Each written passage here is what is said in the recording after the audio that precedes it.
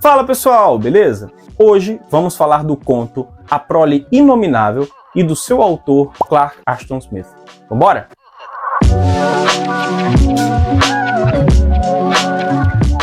O conto se encontra na coletânea Além da Imaginação e do Tempo, publicado pela editora Clock Tower no ano de 2020. Esta foi a primeira publicação do autor no Brasil e foi feita através de financiamento via Catarse. Aí você me pergunta, mas Chico, quem é Clark Ashton Smith? Nunca ouvi falar nele. Clark Ashton Smith foi um autor estadunidense contemporâneo de Robert E. Howard e Lovecraft. Ele foi amigo deles, inclusive, e também escreveu dentro da mitologia de Cthulhu. Muitos autores admiram e admiravam ele. Lovecraft, ao falar dele, inclusive, disse: em termos de esquisitices demoníacas e abundância de ideias, talvez nenhum outro escritor vivo ou morto supere Clark Ashton Smith. Ashton Smith é aquele autor do qual você nunca ouviu falar, mas os teus artistas favoritos são fãs dele e se inspiram muito na obra dele. E um outro motivo que talvez te atraia a leitura de Clark Ashton Smith é o fato de não ter registros que indiquem que ele defendia ideias racistas ou xenófobas, como é o caso de Lovecraft. Eu sei que para muitas pessoas, eu inclusive, é muito importante saber o que o autor que produziu o conteúdo que estou consumindo pensa, defende, enfim, o que ele representava.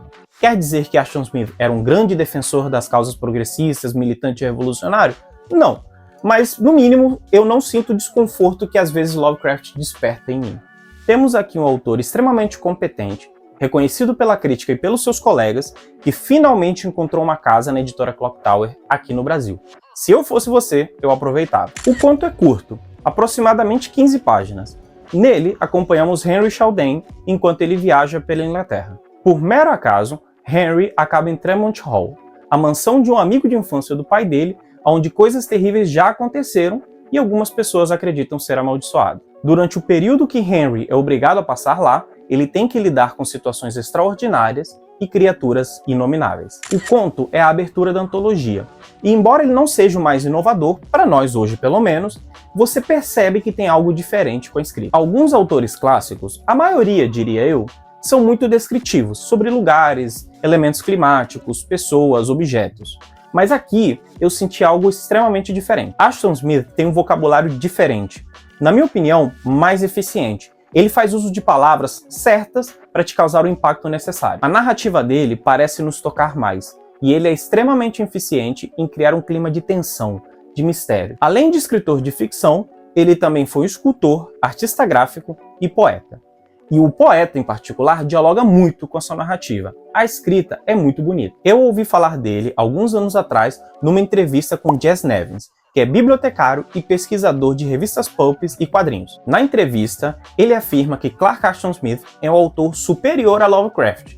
E, embora uma afirmação muito controversa, me chamou bastante atenção. Esta edição conta com um texto do professor Alexander, do Fantástico Curso, na qual ele contextualiza não só o autor, mas o legado dele também. Recomendo muito que vocês não pulem ele. Agora se liga. A editora Clock Tower está com uma outra campanha de financiamento coletivo para publicar mais contos de Clark Ashton Smith. Na verdade, a campanha já obteve sucesso e agora está com Late Pledge. E eles têm uma categoria de apoio que inclui essa edição daqui. A nova coletânea, Os Habitantes do Abismo, foca mais nos contos dele de horror cósmico. Então aqueles leitores de Lovecraft talvez se sintam mais em casa. Vamos deixar o link na bio e nos stories para aqueles que tiverem interesse. E é isso, pessoal. Para já entrar no clima de Halloween, recomendo essa leitura aterrorizante. Até a próxima e um grande abraço!